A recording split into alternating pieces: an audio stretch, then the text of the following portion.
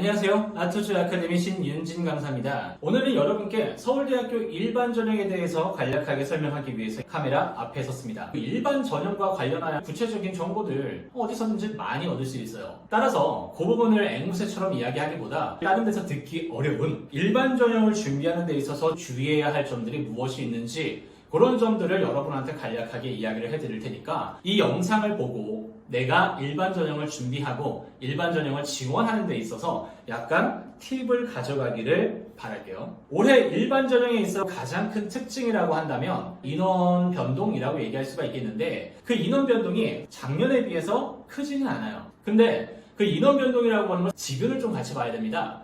지균에서 인문광역의 인원이 28명이 줄어들어 버렸고요. 경제학과에서 20명, 정액과에서 5명, 그리고 인류학과가 지균이 폐지가 되면서 7명이 줄어들어 버렸어요. 이런 식으로 인원 자체가 상당히 많이 감소되어 버렸는데 그게 왜 중요하냐? 그 인원들이 지균 안에서만 들어가는 것이 아니라 일반 전형으로 나올 수가 있게 된다는 거죠. 자, 예를 들어서 경제학과 지균을 썼던 친구들 경영학과 지균을 쓸 수도 있지만 경제학과 일반 전형을 쓸 수 있어요. 왜 그러냐? 수학자라면 얼마든지 쓸 수가 있거든요.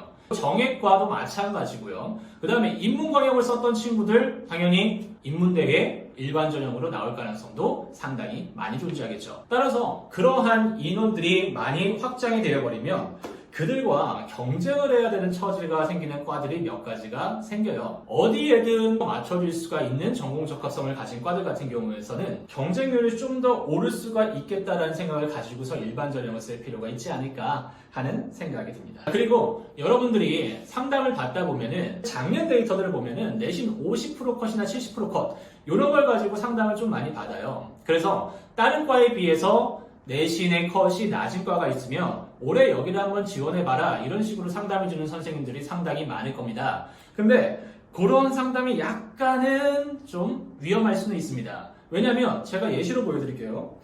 농경제사회학과 같은 경우가 작년에 공개된 데이터로 봤을 때 내신 50% 컷이 2.78이고요. 내신 70% 컷이 3.27입니다. 다른 경제학과에 비해서 낮은 편입니다. 이런 점들 때문에 농경제사회학 한번 써보면 좋겠다라는 생각이 들 수도 있겠지만 3기년 데이터를 같이 보게 된다면요.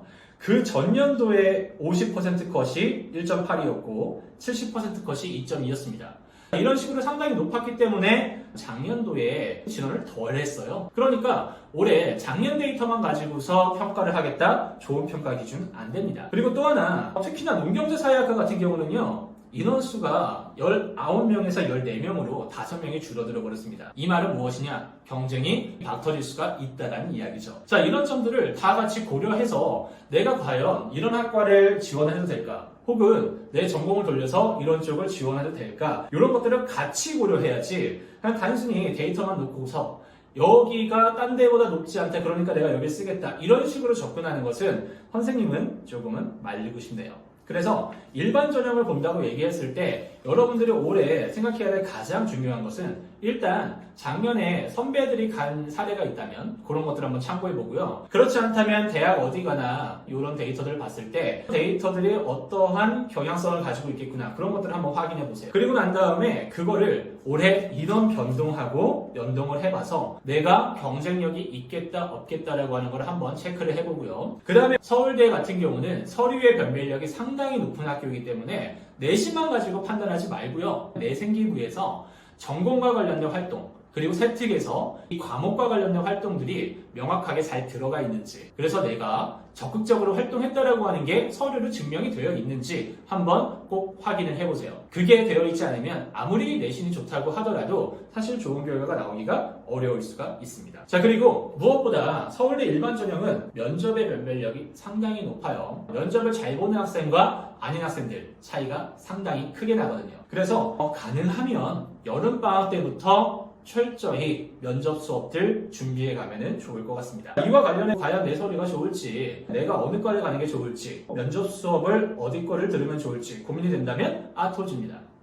아토즈에 연락을 주시면 선생님과 상담도 가능하고요. 선생님의 수업도 오픈이 되어 있으니까 그 수업 함께 들어보면 좋을 것 같네요. 더 구체적인 이야기들은 다음번에 기회가 되면 더 이야기를 하도록 할게요. 결론으로 얘기한다면 데이터들을 맹신하지 말라는 거예요. 작년의 데이터가 올해 여러분들의 학부를 결정해 줄 수가 없다. 올해 좀 더 보수적으로 접근하라. 그렇게 이야기를 하고 있습니다. 오늘은 여기까지 할게요. 안녕.